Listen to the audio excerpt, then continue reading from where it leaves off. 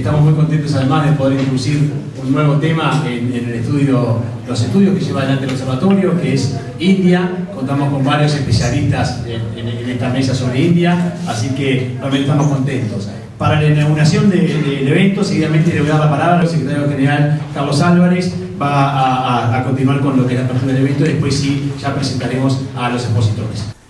India es la potencia del sur de Asia.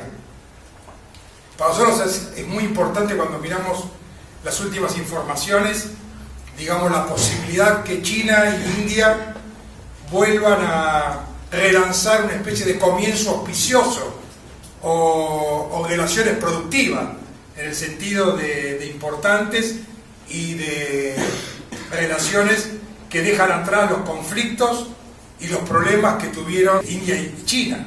Entonces el nuevo primer ministro indio ha sido muy claro en sus intenciones de generar con China un nuevo comienzo, y eso es un dato muy importante para el equilibrio geoestratégico de esta región asiática. Estamos hablando no de un país, estamos hablando de una civilización, porque no sé, que yo creo que son, según como se la cuente, puede ser 4.200, 4.500, 4.100 años. O sea, estamos hablando no de un país, sino estamos hablando de un continente. Estamos hablando del país más extenso después de China, el segundo país en extensión, y en población debe ser el sexto país, ¿no? En extensión de territorio debe ser el sexto país, con un bono demográfico importantísimo. En un país que prácticamente ingresa en la modernidad, y un país que empieza no solamente a producir productos primarios, o sea, poner el centro en el tema de los alimentos, sino que se empieza a convertir en una potencia media que produce productos de baja y media tecnología, o sea, que incorpora la innovación y la competitividad como dos instrumentos fundamentales de esta nueva etapa del desarrollo hindú. Que si una nación que se está construyendo ha desarrollado de forma extraordinaria y que nos asombra, se ha construido como un actor económico, regional y potencialmente global, ya no basado en manufacturas de origen agropecuario, sino básicamente en un actor que produce bienes industriales y bienes de alto contenido tecnológico. Es un país al que hay que mirar con atención, y nosotros en América Latina en general estamos mirando Asia, pero estamos mirando quizás más China. Entonces este seminario viene muy bien porque los latinoamericanos tenemos que empezar a mirar, así como miramos China y nuestros países son de los principales clientes de China, o los principales exportadores e importadores de productos y de bienes chinos. Tenemos que empezar a poner también la atención en esta emergencia de India, no ya como potencia regional, sino como poder económico global. Y en ese sentido me parece que esta reunión tiene que ver con un poco avanzar en la clarificación, avanzar en los datos, avanzar en los análisis de por qué se fundamenta esta necesidad estratégica. Desde América Latina hay una necesidad y una gran oportunidad de relacionarnos estratégicamente con el ASEAN. Eso está dicho. Por un lado, haría falta que al calor que se construye en Latinoamérica, como región, como actor y como sujeto, podamos tener un relacionamiento más de conjunto con el Asia como potencia emergente. Esto va a ser un proceso largo, al cual vamos a tener que esperar, pero como primera reflexión mirada desde América Latina, sería muy necesaria que en la relación con India, América Latina tuviera una voz más unificada y más homogénea, como también sería importante que lo tenga con China. India ha tenido un relacionamiento importante con el Mercosur, ha tenido relacionamiento con Chile, en Sudamérica, en América Latina, y sería importante que nuestros países vayan unificando, homogeneizando la visión. Nosotros tendríamos que empezar a intercambiar productos de mayor valor agregado o con mayor componente tecnológico. Tendríamos que evitar reproducir un patrón de relacionamiento que tiene que ver con ser exportadores solamente de materias primas o alimentos y ser importadores de productos o manufacturados o productos que tengan más valor agregado. Para cambiar el relacionamiento, para plantear otro modelo de relación, es importante que nosotros avancemos en la integración latinoamericana, construyamos nuestras propias cadenas de valor para ver cómo incorporar los encadenamientos productivos de nuestra región con las cadenas de valor globales, entre ellas las cadenas de valor que tienen construido al interior del Asia, que son muy importantes en términos tecnológicos. Es decir, la presencia del bloque asiático, con China e India como cabeza y después Japón, nos interpela a nosotros de cómo nosotros avanzamos en la integración productiva de América Latina. Es decir, no sé si se comprende la diferencia que es una relación bilateral de un país con India o el conjunto de América Latina con India o el conjunto de América Latina con China.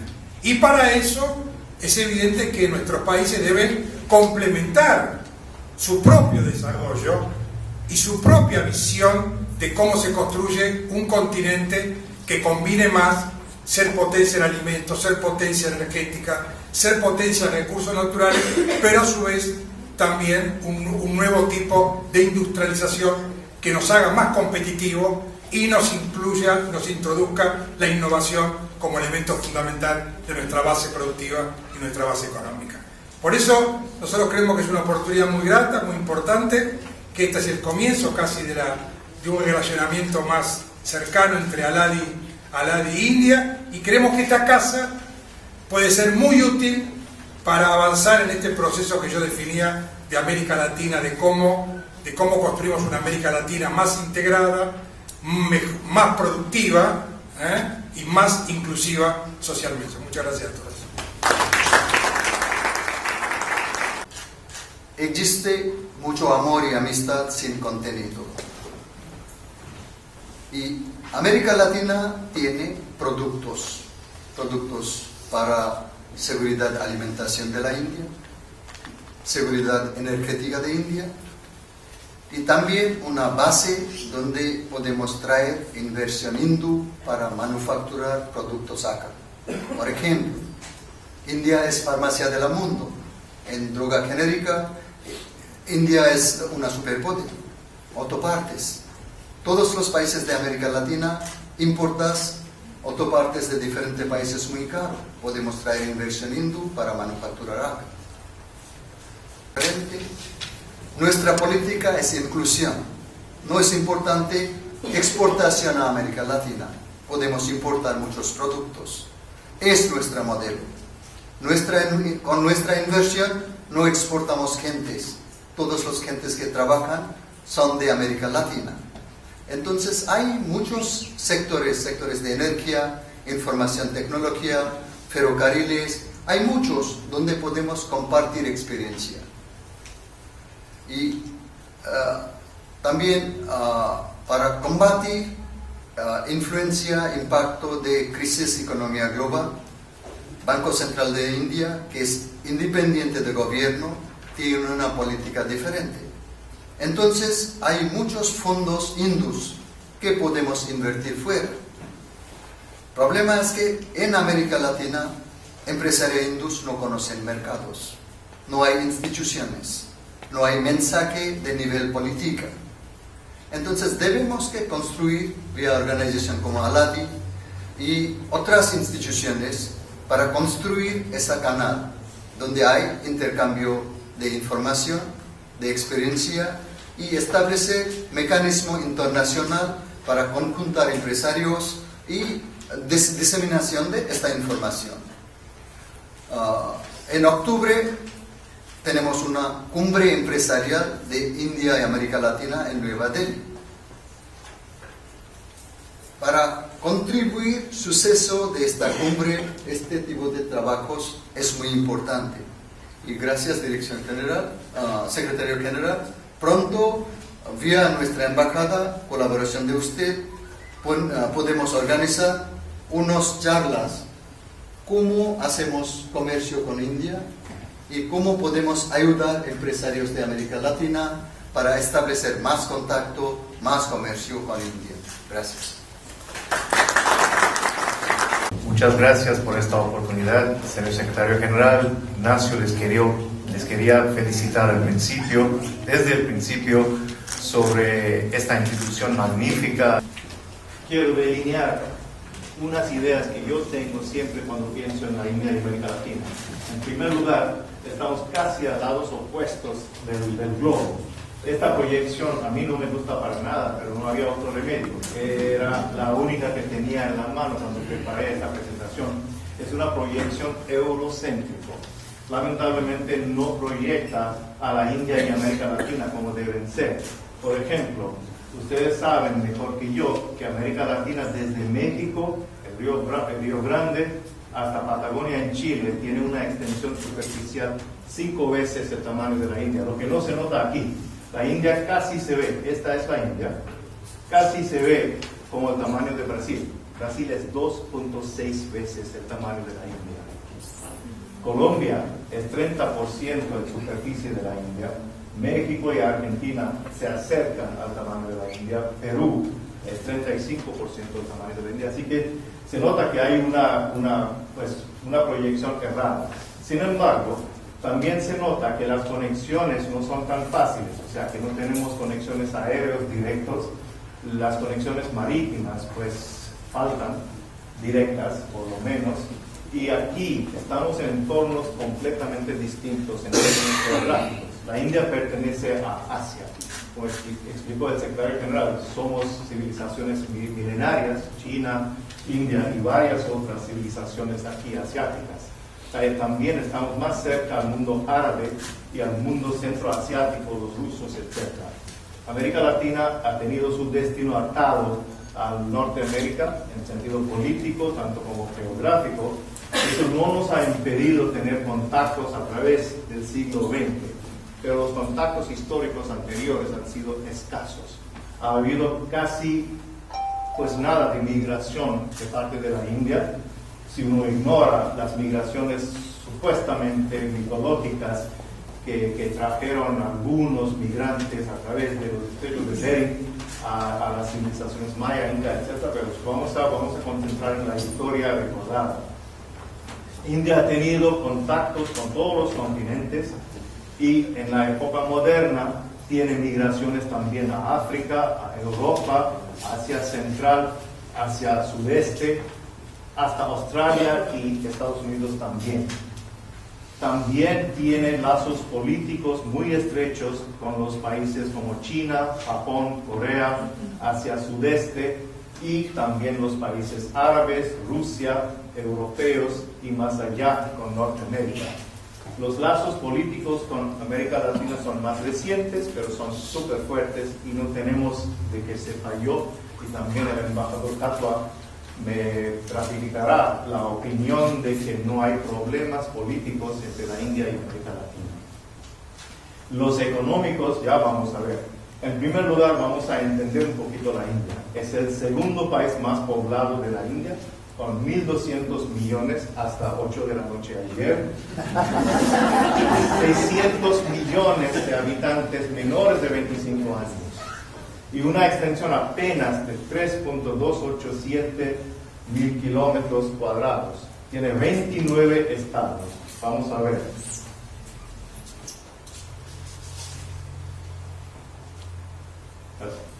Aquí está la India. El mapa político.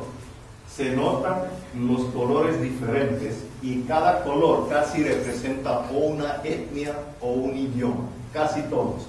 Tenemos 18 idiomas oficiales, idiomas que comprenden poblaciones como el tamil, por ejemplo, 70 millones, no contando el diáspora en el exterior, Karnataka, Andhra Pradesh, Telugu, Odisha, etcétera, etcétera. Son distintos idiomas. Además, tenemos cientos de dialectos y pequeños idiomas también.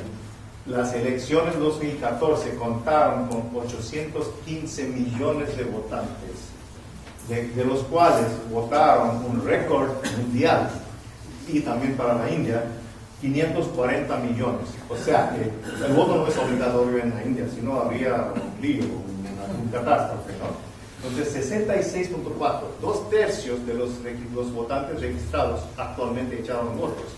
Y resultó una elección pues contundente para el partido BJP, como mencionó el embajador Ferrer, que es un partido que ganó una mayoría absoluta, prometiéndonos un gobierno más estable, porque por los últimos 30 años, 3 décadas, hemos sido gobernados por coaliciones inestables en varias ocasiones. Cifras económicas, muy importante porque aquí tenemos el PIB de la India, país emergente. Esto es en términos tradicionales, casi 2 millones de dólares. Sin embargo, hasta hace poco, unas semanas, el Banco Mundial lanzó un informe diciendo que basado en cifras de 2011, la India había logrado un PIB de 5,757 millones de dólares. O sea que es, y eso en términos de paridad de poder adquisitivo. No les voy a aburrir con mi concepción de este PPA, pero significa, por ejemplo, que si en la India me cuesta $2 para cortar mi cabello y en Estados Unidos me cuesta $10, entonces se debe inflar el costo de este servicio y los demás bienes y servicios que están producidos por un factor tal para llegar al verdadero PIB, lo que se produce en términos de servicios y bienes en todo el territorio del país. Llegamos a ser el tercer país en el mundo en términos de PIB PPA, después de Estados Unidos y de China. 6.4% del PIB mundial, según el Banco Mundial. Crecimiento ha sido muy decepcionante los últimos 2 años, debajo de 5%, de hecho 4.7% el año pasado. Sin embargo, contamos con un crecimiento por encima de 7% anual desde el año 2000. Más adelante vamos a ver cómo ocurrió. Reservas internacionales son confortables, 312.000 millones este mes. Comercio exterior llegó a 762.000 millones el año fiscal pasado. El año fiscal nuestro data del 1 de abril hasta 31 de marzo. Aquí se ve, esta lámina fue preparada antes de que saliera la noticia del Banco Mundial. Mira cómo está Japón. Fue el tercero y la India creciendo a una tasa súper rápida y cruzamos, pues en 2011 aparentemente se fue el Banco Mundial a Japón y los otros países, Alemania, etcétera, están aquí por debajo. Aquí otra lámina que nos muestra el crecimiento del PIB. Notemos que estas son cifras a partir del año 2000 aquí y de los 90 aquí. Pero el PIB per cápita también ha crecido a una tasa impresionante, lo que es más importante para un país como la India, como vemos, porque el ataque a la pobreza es una doctrina central y fundamental, como debe ser para un país como la India. Según cifras del Banco Mundial, se disminuyó. No, estas son cifras, perdón. Este es un cálculo del gobierno de la India. Desde 90, de 41.5% la pobreza absoluta. Yo utilizo palabras mías. Pobreza absoluta quiere decir indigencia, más bien. Si uno va a la India, y el embajador Ferrer me ratificará esta opinión, de que en la India la pobreza no tiene nada que ver, o en América Latina la pobreza no tiene nada que ver con la de la India. Y ustedes lo notarán. En la India sí hay mucha pobreza, hay indigencia. Entonces 28%, pero los desafíos serán enormes. Sin embargo, el gobierno ha logrado, según el Banco Mundial, incrementar el empleo formal de 400 millones en 2000 hasta más de 500 millones, 11 millones por año, una tasa de crecimiento casi el mayor del mundo. Y eso fue a través de programas sociales, de subsidios, de empleo, etcétera, etcétera. Más adelante se pueden examinar, pero no les voy a aburrir con los detalles.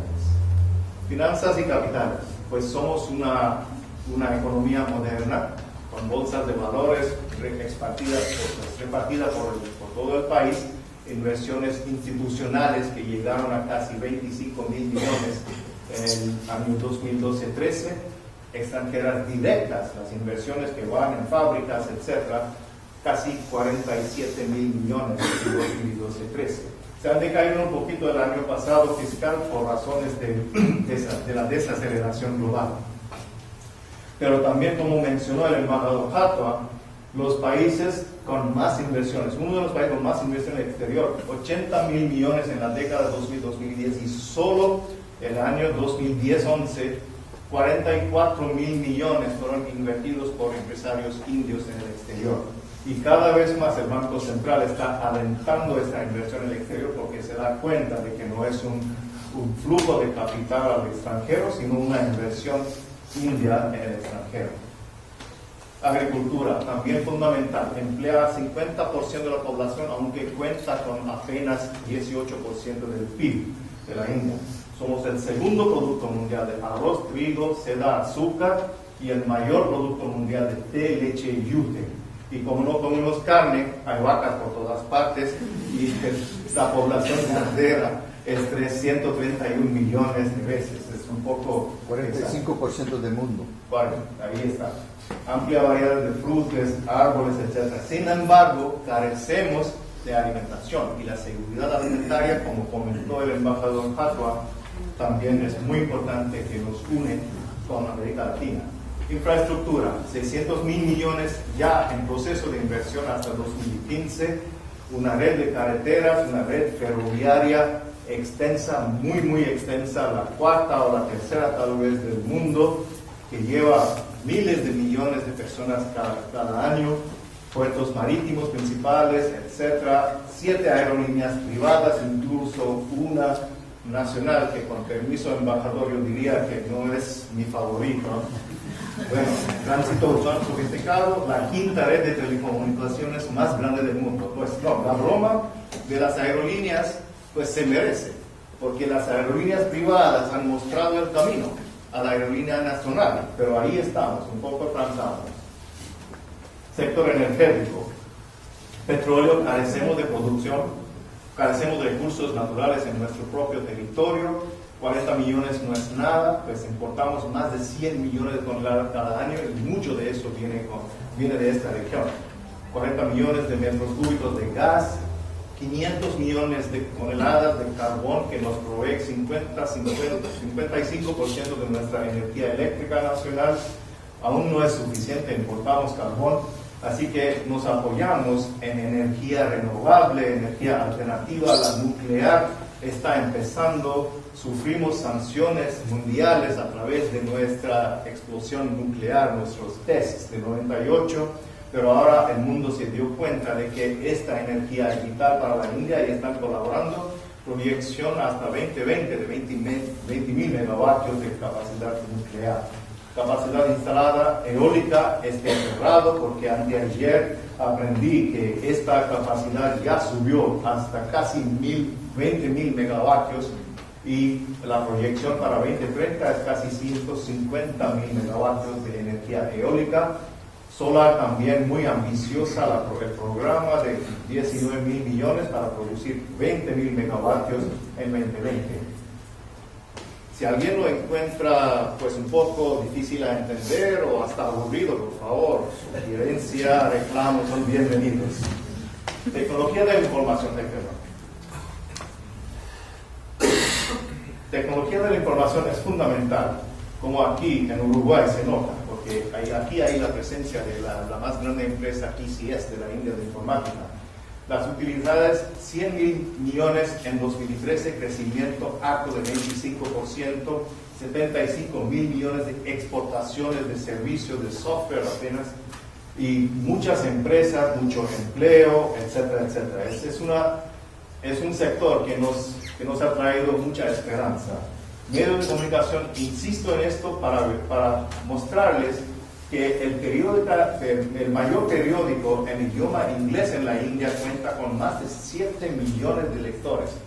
Imagínense una propaganda empresarial en un periódico en inglés le hace llegar a más de 7 millones de lectores cada día, o en hindi más de 21 millones de lectores cada día. Bollywood, la industria cinematográfica, produce más largometrajes cada año que Estados Unidos, Japón y China juntos. Radio, internet, estamos aquí muy bajo por razones de la infraestructura de broadband, pero según Microsoft, en 2025 llegaremos a ser llegaremos a 700 millones de usuarios, que sería en cada 7 seres humanos habrá un indio accesando al Internet. 400 millones de usuarios de celulares en 2013. Se entiende que cada mes se venden 5 millones de aparatos de celular en la India. Ciencia y tecnología fue una doctrina central de la India desde la independencia o aún antes. Entonces tenemos consejos de investigación en industria, agricultura, medicinas, más de 600 universidades, institutos de alta tecnología. Insisto en esto porque un país como Uruguay nos puede colaborar muy bien en alta tecnología, en Institutes of Technology que tenemos en la India, Institutes of Management, y vamos más allá en investigaciones más fundamentales, físicas y químicas. La industria, 4 industrias que destaco para informarles que la farmacéutica es la más importante en términos de colaboración con regiones como América Latina. 60.000 marcas en 60 categorías, 10% de producción mundial y 20% de exportación global de genéricos.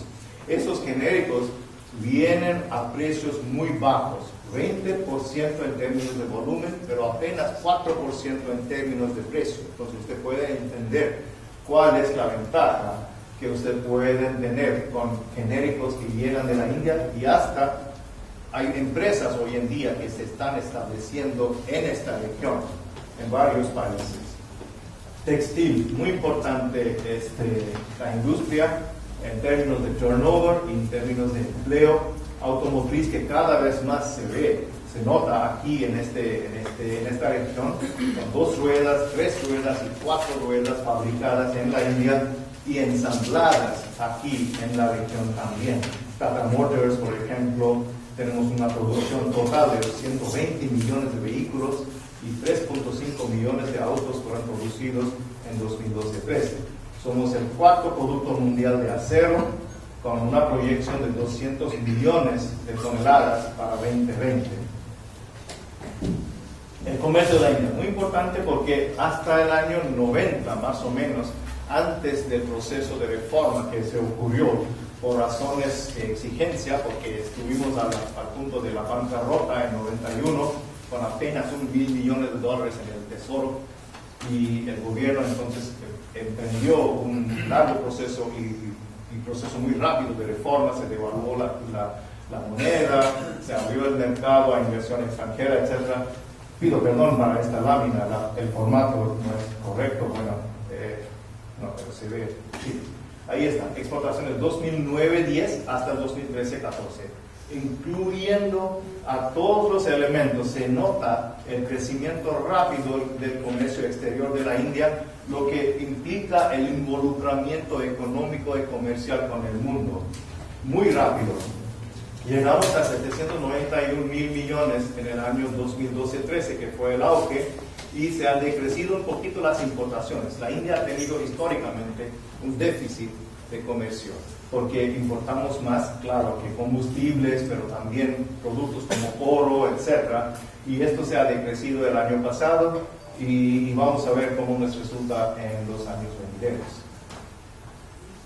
Aquí una lámina, solo para mostrar el crecimiento. Esto es muy importante porque muestra, según las regiones, y apenas tengo el cálculo hasta 2010-11, pero el cálculo sigue siendo muy optimista. ¿Cómo es la participación de América Latina en las exportaciones de la India en el exterior? Pues empezó en 2017-8 con 3.5% de la participación global, y ahora llegó en 2010-11 a 4.25%. Hoy en día tengo entendido que exportamos casi 5.5% del total a América Latina.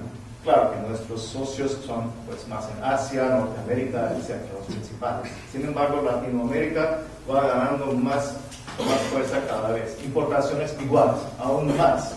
De 3.3 llegó a casi 4 en 2010-11 y se sumó a 6%, pues mayormente por razones de importaciones de petróleo crudo de esta región. Aquí está. América Latina cuenta por poco, pero está creciendo a una tasa muy rápida. ¿Cuál es la composición de las exportaciones es más bien valor agregado. Por ejemplo, derivados de petróleo. Importamos petróleo crudo hasta 3 veces más que producimos, pero tenemos una capacidad de refinación que sobra la demanda. Así que exportamos hasta Brasil, México y otros países, Ecuador, de la región, diésel y otros productos derivados del petróleo, joyas y gemas. 80% de los diamantes vendidos en el mundo entero están tallados en la India. Así seguido, pues tenemos telas, algodón, etcétera, etcétera. Importamos petróleo crudo, oro, maquinaria, equipos de transporte y varios otros artículos del mundo entero. Con América Latina, aquí está la composición, que dice algo sobre lo que decía justamente el secretario general, que tenemos que agregar valor. Incluso la embajadora Gracia Naranjo comentaba cómo estamos de América Latina exportando productos químicos, incluyendo combustibles, metales, cobre de Chile, zinc, bauxita, oro, aceites comestibles de Argentina, por ejemplo, madera, productos agrícolas, etc. Sin embargo, de la India vienen productos manufacturados, motos, vehículos, productos de petróleo, teléfonos celulares, filamentas y fibras sintéticas, acero, textiles de algodón, pues en fin, mucho valor agregado. Tenemos que cambiar este modelo, como dijeron todos, y yo creo que sí hay posibilidades. La diáspora, y todo para explicarles un poquito cómo queda la diáspora en términos mundiales. Tenemos, como comentó el embajador Capua, 25 millones de indios o de aquellos de origen indio en el exterior, principalmente en la vecindad, en los países asiáticos, pero también en África y sobre todo en el Golfo Pérsico, de donde vienen más remesas que cualquier otro país, Inglaterra, Estados Unidos, y aquí en esta región, en el rincón oriental del Caribe, en Trinidad, Guyana, Surinam, tenemos una colonia que llegó después de la abolición de la esclavitud en el siglo XIX. Los ingleses y los holandeses y algo los franceses también contrataron a trabajadores para las plantaciones suyas en esta región y llegaron y no salieron, no tenían cómo volver. Entonces, estos 3 países tienen hasta primer ministros, jefes de gobierno y de Estado oriundos de la India. Entre 35 y 50% de estos 3 países son de origen indio. Además, tenemos pequeñas colonias en Brasil, Panamá y del Caribe, algunos países del Caribe. Yo creo que se ha aumentado en los años recientes la colonia india en Uruguay hasta llegar a unos 200 ingenieros solo de la empresa ECS de software. Aquí el Banco Mundial nos informa que en 2013 la India fue el país que mayor remesas recibió, 69 mil millones de dólares. La política exterior de la India. Miembro activo de las Naciones No Alineados, fuimos un fundador porque en aquel entonces, después de la época de la independencia, los años 50, 60, tuvimos líderes muy ideológicamente orientados y que pensaban que la Guerra Fría no nos pertenecía a nosotros, no formamos parte de la Guerra Fría, e incluso con varios países de América Latina formamos el grupo de No Alineados, el grupo de 77 para apoyo recíproco y apoyo colectivo en sentido económico, y el grupo de 15. Somos hoy, ya pasó la época de los no alineados, somos hoy formamos parte del foro del G20, incluso con Argentina, Brasil y México de esta región, que toma decisiones fundamentales sobre cómo se gerencia la economía mundial, sobre todo el sector financiero. Somos un miembro del bloque emergente BRICS, responsable del conjunto. Brasil, Rusia, India, China, Sudáfrica comprenden 27% del PIB mundial. También formamos parte de la Asociación de Sudasia, de cooperación, que es fundamental para nosotros. Comprenden 7 de nuestros vecinos, incluso Pakistán, y tenemos buenas relaciones con todas, con ayuda financiera. Estamos intentando mejorar relaciones con Pakistán a pesar de los problemas obvios. acuerdo de libre comercio con ASEAN, que es nuestro vecino, y diálogos periódicos con la Unión Europea, Asia Central, Unión Africana, Asia Oriental. Diplomacia mundial multilateral, miembro fundador de las Naciones Unidas, la India participó en ambas guerras mundiales, siendo colonia, pero los dos soldados fueron indios. Participamos actualmente en varias misiones de paz, incluso MINUSTA en Haití. Somos un candidato para membresía permanente en el Consejo de Seguridad de la ONU y yo creo que tenemos que agradecer al gobierno uruguayo por su apoyo. Miembro del Consejo, varios consejos en las Naciones Unidas y participamos activamente en negociaciones internacionales sobre cambio climático, ronda de Doha, OMC, etc.